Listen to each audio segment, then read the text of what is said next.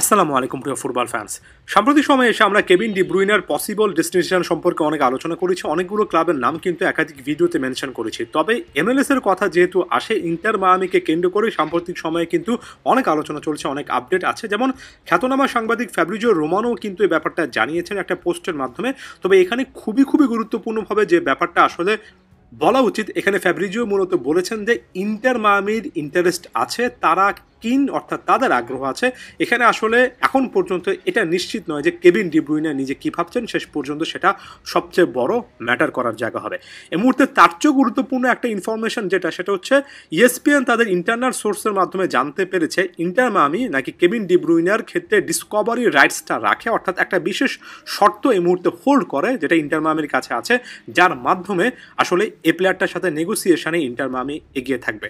ব্যাপারটা যদি আমি আরও ভেঙে বলি, আমি যতটুকু জানতে পেরেছি সেটা হচ্ছে যখনই এমএলএস এ কোনো একজন ফুটবলার আসার ইচ্ছা ব্যক্ত করেন, আসলে কোন ক্লাবগুলো তার সাথে নেগোসিয়েশন শুরু করতে পারবে সেটার একটা কিন্তু তালিকা করা হয়, অর্থাৎ ক্লাবগুলোর ইন্টারেস্টের প্রেক্ষিতে তারা কিন্তু ডিসকভারি রাইটসের জন্য ইন্টারনালি নিজেদের মধ্যে ফাইট করে।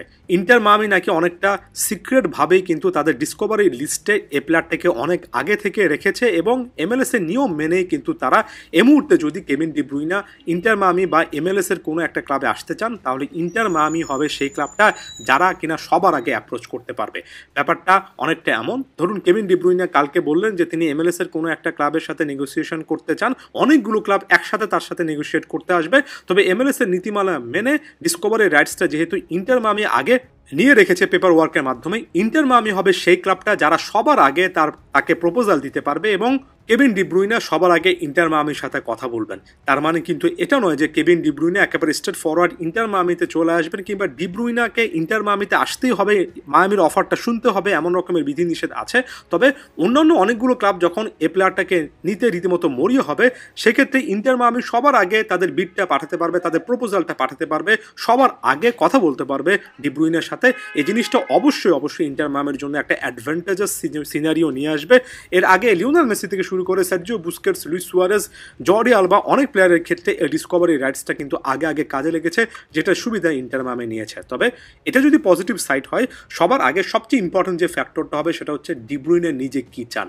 ডি ব্রুইনা যদি না চান, তাহলে ইন্টার মায়ামির সাথে তিনি প্রারম্ভিক আলাপ করে তাদের প্রপোজালটা ডিসকার্ড করতেই পারেন, পরবর্তী যে কোনো প্রপোজাল নিতেই পারেন।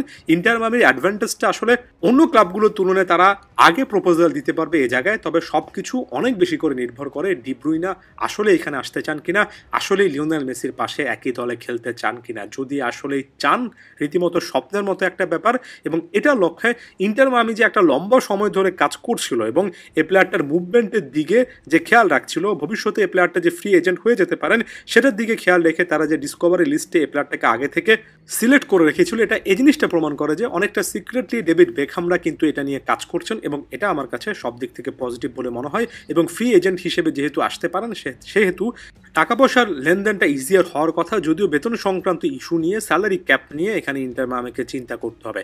ইন শর্ট, যাওয়ার আগে এটা বলে নিচ্ছি যে একটা অ্যাডভান্টেজ অবশ্যই ইন্টার মায়ামির আছে, এবং তারা অন্যান্য ক্লাবগুলোর তুলনায় এই জায়গায় এগিয়ে থাকবে। তবে একই সঙ্গে এটাকে আমি fully confirmation here we go আকারে বলতে চাই না, কারণ এখন পর্যন্ত ডি ব্রুইনা নিজে কী ভাবছেন সে ব্যাপারে ক্লিয়ার কাটভাবে কিছু জানা যায়নি। তাই যতটুকু ইনফরমেশন আছে সেটাই দিলাম, বাকিটা ইনফরমেশন এই মুহূর্তে অ্যাভেলেবেল নেই। মাঝখানে দেখবেন অনেকেই অলরেডি ইন্টার মায়ামিতে তাকে পাঠিয়ে দেওয়ার চেষ্টা করবেন, এই সময়টাতে একটু সতর্ক থাকবেন।